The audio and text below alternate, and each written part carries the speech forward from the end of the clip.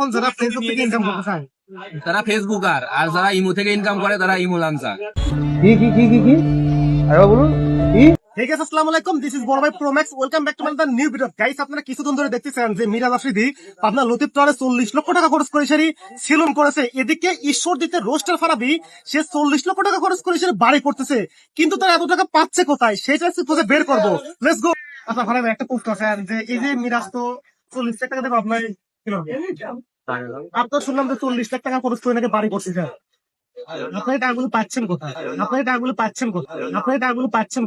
এটা একটা সুন্দর প্রশ্ন আপনার, আসলে খুব টেকনিক্যাল।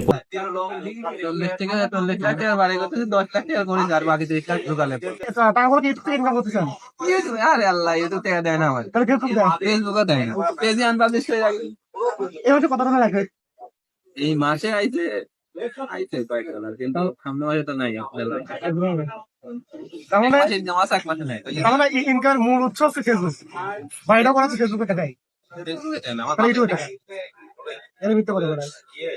অর্ধেক টাকা, অর্ধেকের বেশি টাকা পাবে, তাহলে নিজের নামে চালালে পাবে। মানুষ তো কমে যে ইউটিউবের টাকায় ফারাবি বাড়ি করলি, কিন্তু টাকা তো ভাব দিচ্ছে। আজকে তোকে মারবো।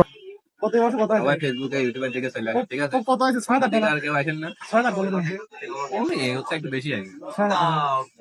মানে আমি দেখলাম যে প্রায় 6,000 কত $500 দেখলাম, এরকম না? 6,800 কত টাকা? এরকম আছে। তাহলে এক মাসে $6,000, মানে $1,000 সমান সমান 1,10,000। এত ডলার যদি ইনকাম করতে চান তাহলে ফেসবুকের দিকে দৌড়ান।